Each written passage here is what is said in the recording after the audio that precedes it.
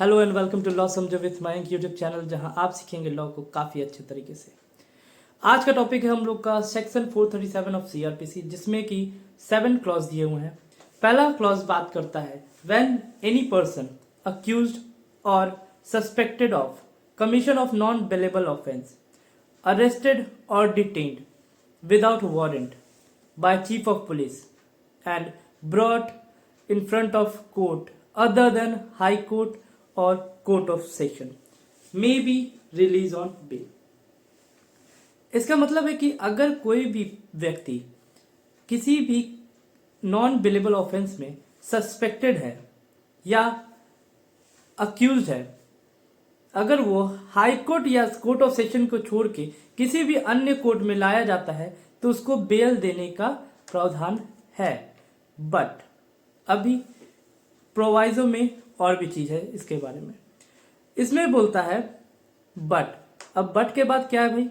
तो बट में यह है कि इफ अपीयर्स रीजनेबल ग्राउंड, अब देने का तो प्रावधान बोल दिया क्लॉज 1 में, पर अब रोकना है तो रोकेंगे कैसे? तो इसमें 2 क्लॉज सब क्लॉज दिए हुए हैं, जिसमें की बात करता है if appears reasonable ground for believing guilty of an offence punishable with death और इम्प्रिजनमेंट ऑफ लाइफ। इसमें बोलता है कि अगर वो व्यक्ति कोई रीजनेबल ग्राउंड मिल रहा है उस व्यक्ति के खिलाफ कि वो डेथ इम्प्रिजनमेंट के लायक है या लाइफ इम्प्रिजनमेंट के खिलाफ है, कोई ऐसा जुर्म किया है जिसमें ये दोनों चीज है, तो उसको नहीं दिया जाएगा। या नहीं तो इसका सब क्लॉज 2 भी बात करता है इफ ऑफेंस इज कॉग्निजेबल, अगर वो कॉग्निजेबल ऑफेंस है और वो previously convicted of an offence which is punishable with death, life imprisonment और punishment more than 7 years, 7 or more years, or previously convicted in 2 offenses which is punishable with more than 3 years but less than 7 years, तब क्या होगा? उसको bell नहीं मिलेगी। इसमें 4 section 437 clause 1 में 4 proviso दिए गए हैं। पहला प्रोवाइजो बात करता है bail if women children under 16 year infirm और सिक्स,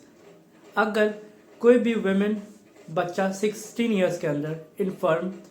अपाहिज तक या कोई बीमार व्यक्ति है सिक, तो उसको बेल मिल जाएगा। क्लॉज 2 बात करता है कि इफ कोर्ट सेटिस्फाई करता है, कोर्ट को सेटिस्फाई करता है just to do and proper कि कोई व्यक्ति को बेल दे देना चाहिए, तो वो स्पेशल रीजन पर वो बेल दे सकता है। प्रोवाइजो 3 बात करता है कि अगर आइडेंटिफाइड हो जाता है कोई पर्सन विटनेस के द्वारा, तो वो ग्राउंड काफ़ी नहीं होगा बेल रिजेक्ट करने का। अगर किसी के पास बेल लेने का अधिकार है तो सिर्फ इस बुनियाद पे कि वो किसी के द्वारा विटनेस के द्वारा आइडेंटिफाई कर लिया गया, उसको बेल नहीं रोक दिया जाएगा। प्रोवाइजो 4 बात करता है कि if a person is alleged of an offence which is punishable with death और लाइफ इम्प्रिजनमेंट और imprisonment with 7 years or more may be released on bail but after hearing the public prosecution, मतलब कि बिना public prosecution के सुने उसको bell नहीं दे दिया जाएगा। सेक्शन 437 का क्लॉज 2 बात करता है कि if at any stage of investigation, inquiry और trial finds that there is not a reasonable ground of believing that the accused has committed any non-bailable offense, but there is further grounds of investigation in the case, so the person is released on bail। Section 437 clause 3 बात करता है conditional bell की, जिसमें दिया हुआ है if any person is suspected of offence with punishment which may be extend 7 years और मोर, 7 साल या 7 साल से अधिक के लिए वो ऑफेंस एक्सटेंड किया जा सकता है। Plus offence under chapter 6, 16 and 12 of IPC 1860 का अगर चैप्टर 6, 16 या 12 में अगर वो आदमी आता है तो वो उसके साथ साथ abetment, conspiracy, attempt to commit any such offence, अगर इन सभी अटेम्प्ट करेगा ऑफेंस करने से के लिए, तो it may be release, he may be और she may be release on bail, but अब कंडीशन क्या है? पहला कंडीशन बोलता है कि अटेंड टू द कोर्ट, मतलब कि जब भी उसको बुलाया जाएगा वो कोर्ट आएगा। दूसरा कंडीशन बोलता है कि that person shall not commit any such offence which he और शी इज अक्यूज्ड और सस्पेक्टेड ऑफ, मतलब कि अगर आप किसी एक अपराध के लिए सस्पेक्टेड पाए गए हैं तो दोबारा से वो अपराध में आप सम्मिलित या सस्पेक्टेड भी नहीं आएंगे। तीसरा कंडीशन बोलता है कि आपको अगर बेल मिल रहा है तो आप किसी भी तरीके का इंड्यूसमेंट नहीं करेंगे, थ्रेट नहीं करेंगे, प्रॉमिस या टेम्पर नहीं करेंगे किसी भी एविडेंस को। आप किसी को जाके धमका नहीं सकते हैं, किसी की एविडेंस से छेड़छाड़ नहीं कर सकते हैं। इस क्लॉज में यही बात करता है। अब क्लॉज 4 बात करता है कि कोर्ट किसी भी पर्सन को अगर रिलीज कर रहा है क्लॉज 1 और 2 के तहत,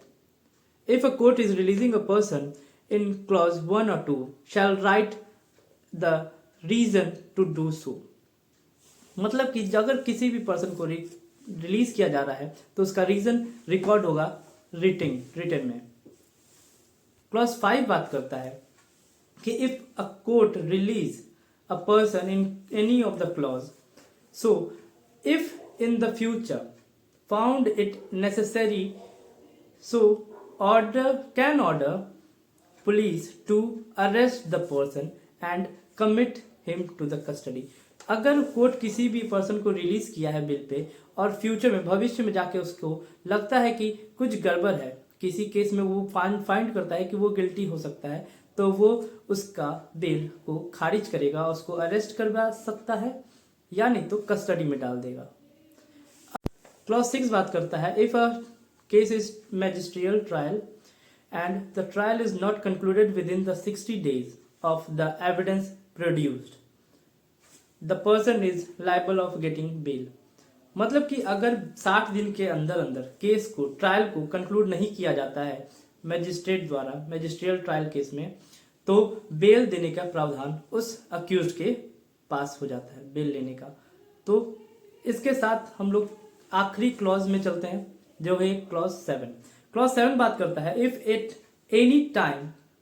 after conclusion of trial or before the judgment deliver the court had opinion that there is no reasonable ground